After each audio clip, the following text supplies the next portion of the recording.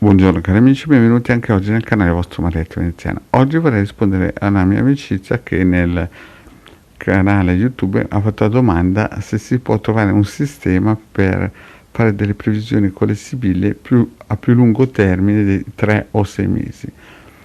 Però prima di fare questo il vostro Marietto vi chiede di iscrivervi al canale YouTube o al canale YouTube di Legarda e venirci a trovare nei nostri gruppi Facebook e anche in Telegram, dove lunedì sera alle 20:30 teniamo un percorso esoterico gratuito. Ormai siamo più di 200, l'entrata appunto è gratuita, il link li trovate qui sotto in descrizione e se avete dei problemi chiedete pure a Milas, che è sempre gentilissima e pronta ad aiutare tutti, anche perché è una coordinatrice e moderatrice del gruppo.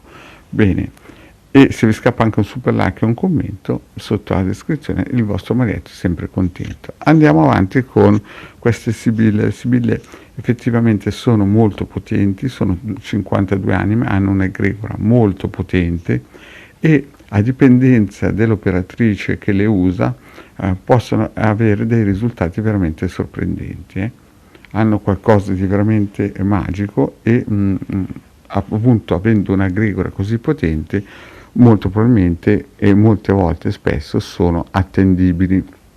Poi chiaramente è nell'arte di chi li usa che riesce in un certo senso a leggere, conoscendo anche appunto la vita del richiedente, a leggere un racconto che però può avere una durata massima di 6 mesi, dopodiché le sibille diventano un po', come si suol dire, ubriache, possono dire di tutto e di più.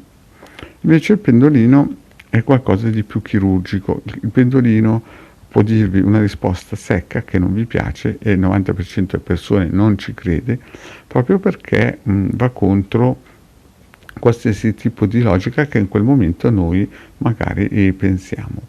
La prima volta che il vostro Marietto ha visto pendolino, ve l'ho già raccontato in altri racconti, era a 5 anni e non sapevo come si suol dire, cosa fosse.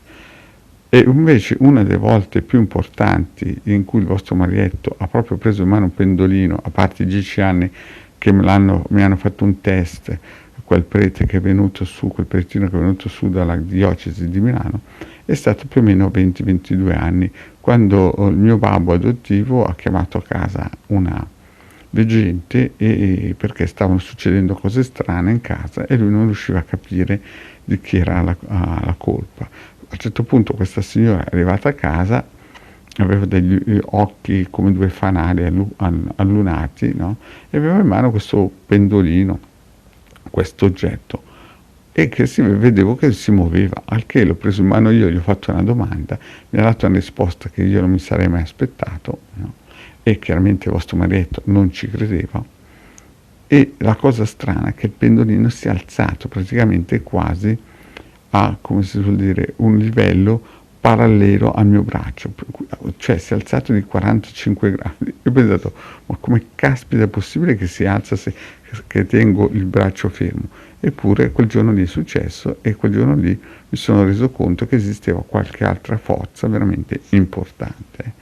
Poi la signora aveva detto appunto che tutte quelle cose che succedevano in quella casa lì era colpa mia perché c'era qualcuno che era arrabbiato nero con me, ma avevo tre o due persone con la barba bianca che mi difendevano ed erano nascosti. Comunque questo per dirvi che le sibille hanno sì una forza e una loro potenza, no? Però non hanno quella potenza che ha il pendolino, perché se le sibille hanno queste 52 egregore che sono potenti, ma sono egregore di questo mondo, il pendolino, se eletto da un'anima antica, il pendolino assume la qualità di una puntina di uno stelo dei vecchi tempi e quindi va a leggere direttamente nel subconscio tramite il braccio. E quindi se un'anima antica è scesa su questo pianeta e usa il pendolino, molto probabilmente le informazioni le andrà a prendere nel suo subconscio inconscio, e visto che l'anima antica di cose ne sa, molto probabilmente i dati che ne usciranno fuori, i risultati che ne usciranno fuori saranno più attendibili che delle semplici carte che effettivamente avranno massimo, come Grigore, 300-400 anni. Parlo delle sibille, non dei tarocchi. I tarocchi sono totalmente un'altra cosa, ma i tarocchi sono un libro, sono degli archetipi e quindi hanno totalmente un altro tipo di sviluppo. Sono stati costruiti non certamente per spiegare cosa avverrà a un affare di cuore fra due persone, ma per raccontare l'evoluzione dell'anima, no? È per questo che il vostro marietto veneziano usa le sibille, che sono una via tra un gioco e una, come si dice, spiegazione della vita che può avvenire nel raggio di 3 o 6 mesi. Invece il pendolino, come ho ridetto prima, è più attendibile sempre se la persona che lo usa è un'anima antica. Se una persona è bassa di bovis, è un'anima giovane, magari può prenderci 2 o 3 colpi fortunati, ma il resto saranno tutte, come si dice, risposte date a casaccio. Che la radiestesia, l'ho già spiegato in altre pillole, non ha niente a che vedere con la radionica.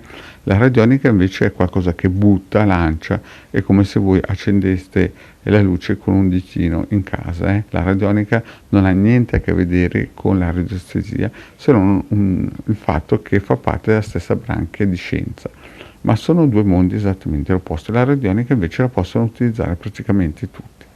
Bene, cari amici, detto questo, il vostro marietto veneziano vi ringrazio di avermi seguito fino a qui.